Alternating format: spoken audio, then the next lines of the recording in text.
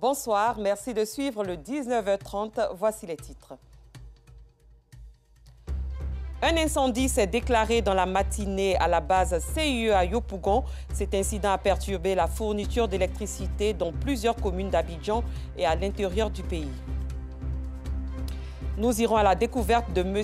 Escargot, une entreprise spécialisée dans la formation de toutes les personnes désireuses de faire le business de l'élevage d'escargots.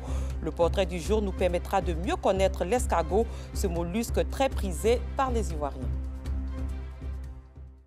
Un transformateur a pris feu ce jeudi à la base compagnie ivoirienne d'électricité CIE à Yopougon, à l'ouest d'Abidjan, occasionnant une perturbation de la fourniture d'électricité dans plusieurs communes de la capitale économique ivoirienne et même à l'intérieur du pays.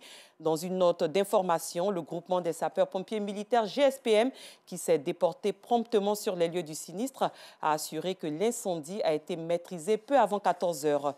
De son côté, la CIE a assuré que la situation est sous contrôle et la reprise de la fourniture d'électricité est en cours. L'augmentation anarchique des coûts des transports dans certaines communes du district d'Abidjan est un calvaire pour les passagers. Du plateau en passant par Trècheville, Marcory et Koumassi, transporteurs et passagers ont des divergences d'opinion sur la question. Le constat de Yacouba Koulibaly avec le commentaire de Pargassoro Kone de Madongi. L'augmentation abusive et anarchique des coûts du transport, une réalité dans le district autonome d'Abidjan. Difficile donc pour les populations de gérer des imprévus budgétaires au quotidien. Vraiment, le coût du transport est élevé. C'est plus que ça, 1000 francs. Mais nous sommes obligés. Je vais à Yopougon. Le transport est à 700 francs. Initialement, il était à 500-600. Vous voyez qu'il y a une majoration de plus de 100 francs. Le prix a augmenté, contrairement à l'année passée. Le prix a augmenté vraiment. Nous, en tant qu'usagers, ça nous fatigue. Je pense que le coût il est élevé parce que lorsqu'on veut décomposer ici à Djamé, c'est dans l'ordre de 200-300. À Djamé, Yopougon, c'est 200, donc 500 au minimum. Je pense que ça va être intéressant.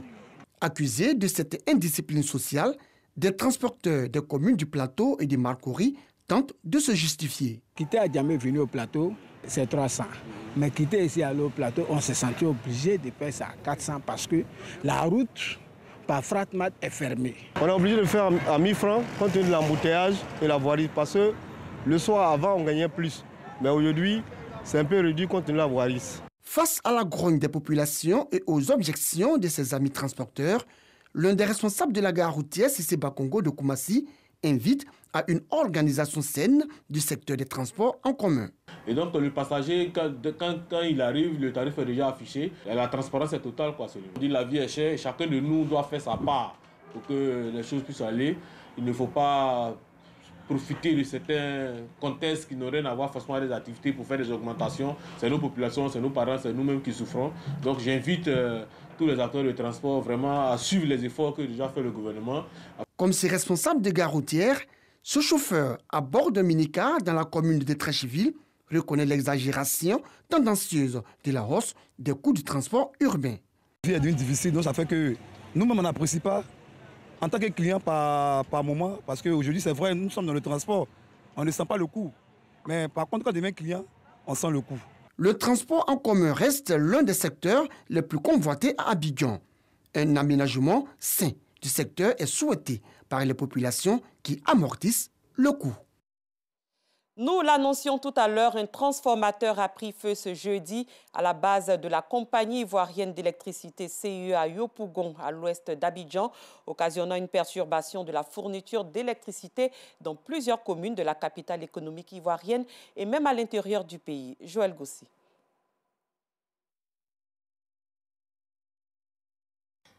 À 11h24, l'un des 5 transformateurs de la base de la compagnie ivoirienne d'électricité de la commune de Yopougon est en feu.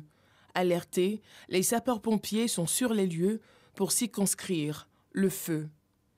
Sur les réseaux sociaux, plusieurs spéculations concernant les villes et communes privées d'électricité.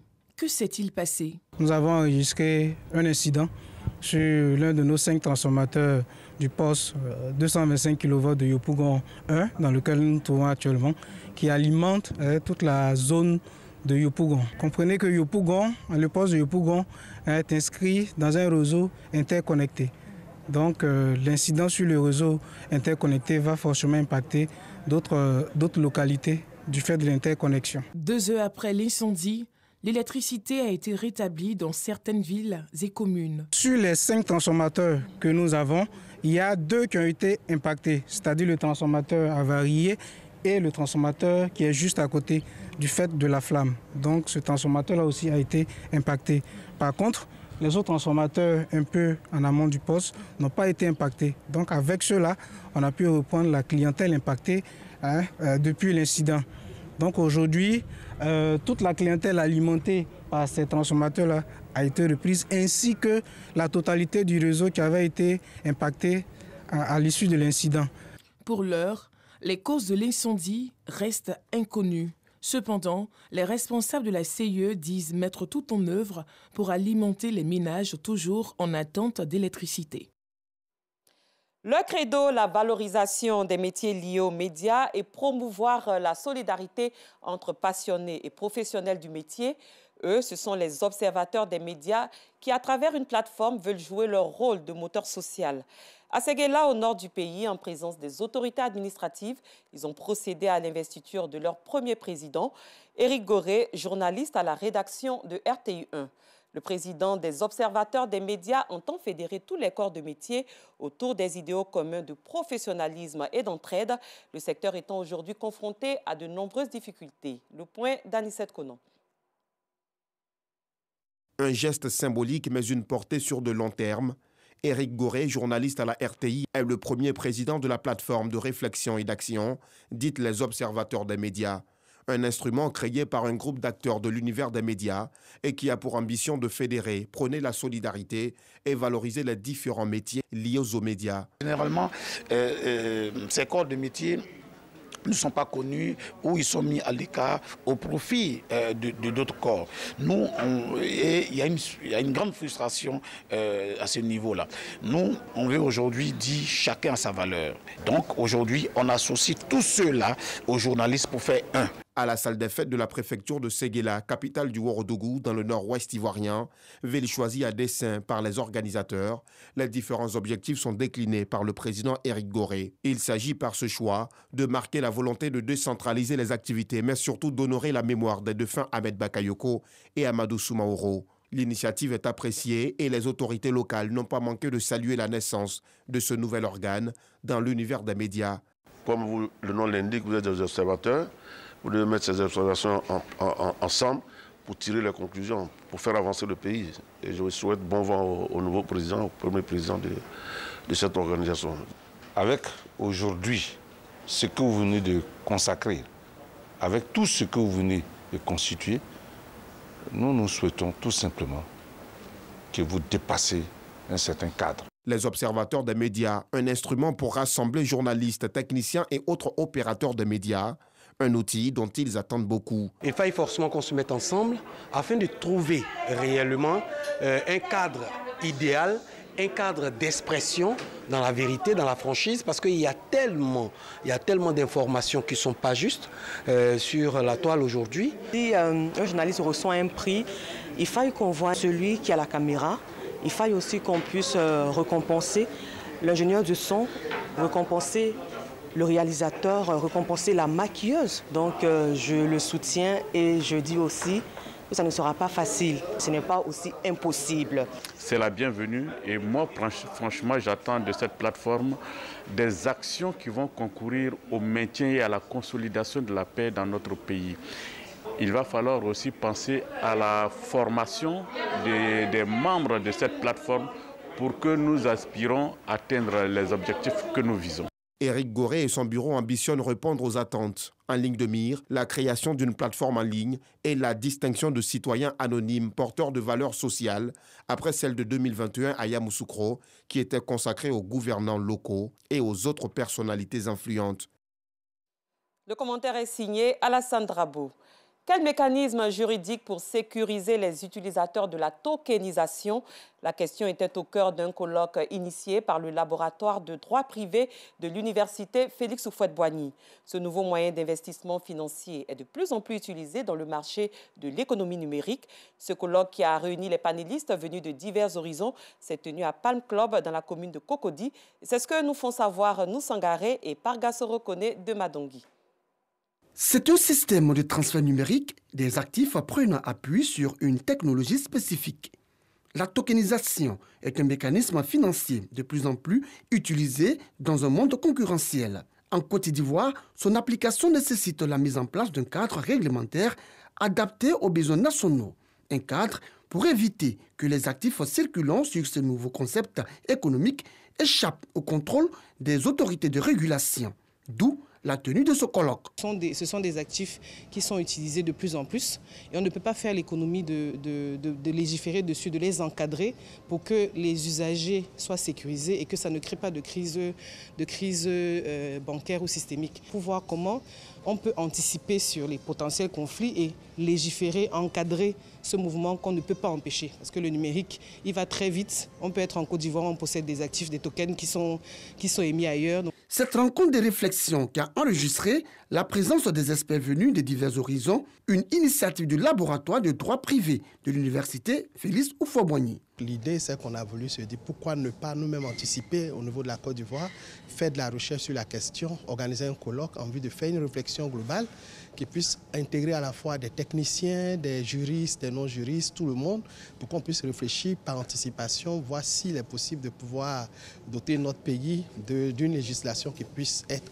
en conformité avec non seulement le droit étatique, mais le droit tel que pratiqué par ces opérations, etc. etc. Nsiata Goïta Ouattara, chef de cabinet au ministère de l'Enseignement supérieur et de la Recherche scientifique, a, au nom du ministre Adama Diawara, invité les participants à faire preuve de réalisme dans leurs réflexions. Ceci en vue de définir une vision et une solution stratégique audacieuse centrée sur des solutions technologiques nationaux et sur la compréhension.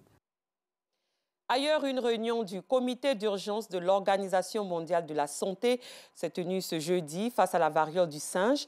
Cette maladie infectieuse qui se caractérise par l'apparition d'éruptions cutanées continue de progresser aux États-Unis et en Europe. En Afrique de l'Ouest, des cas ont été confirmés au Nigeria, au Ghana et au Bénin. Une session de formation de virologues des 15 pays de la CEDEAO s'est achevée hier à Dakar à l'initiative de l'Organisation ouest-africaine de la santé.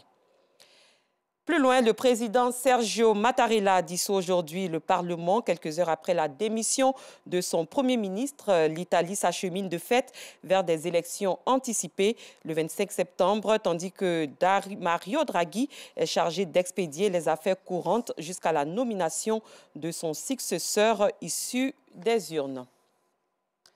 Place au portrait.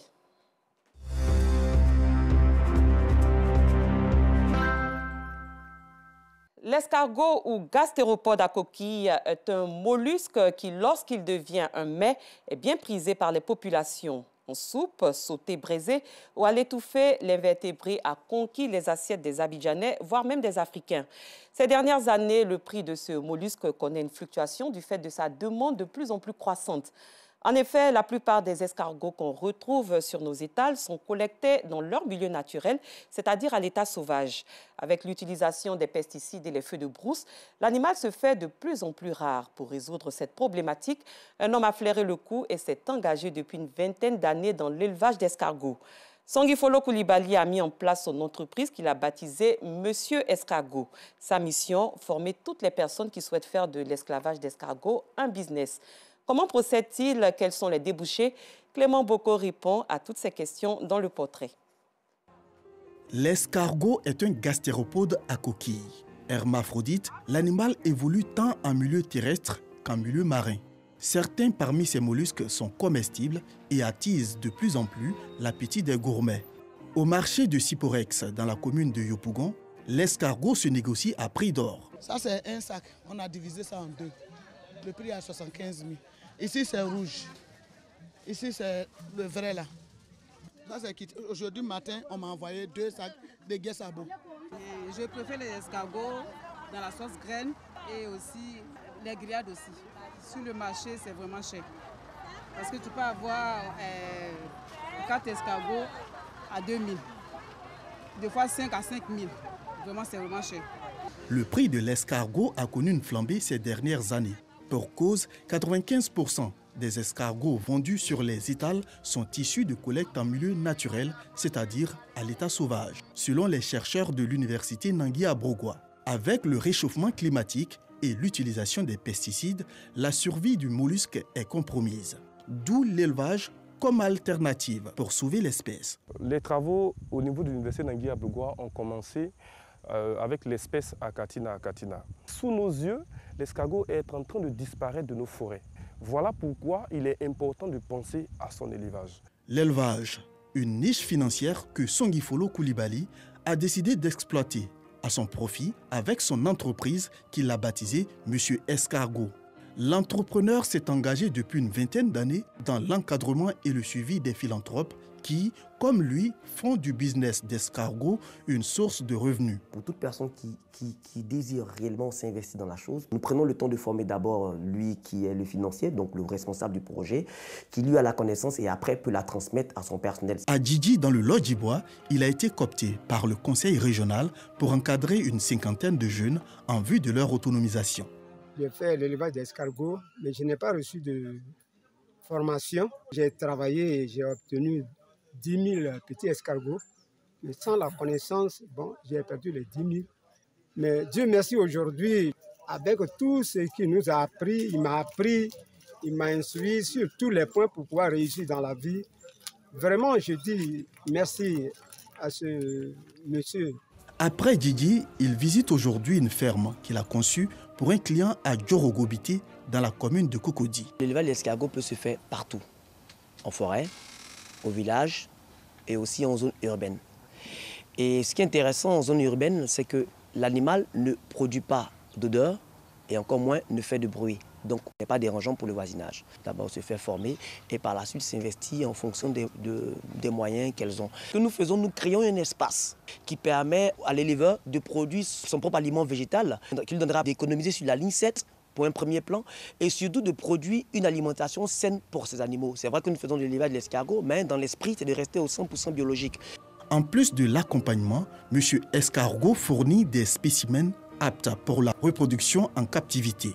C'est ici, sur ce demi-hectare situé dans la commune de Brofo-Doumé, que les reproducteurs sont élevés. Quand on installe les animaux dans l'escargotière, on se dit bon, on a tout au plus un mois avant la ponte parce qu'il faut pouvoir déstresser l'animal avec certaines petites stratégies naturelles. Donc au bout d'1 mois, on suppose qu'on a des œufs.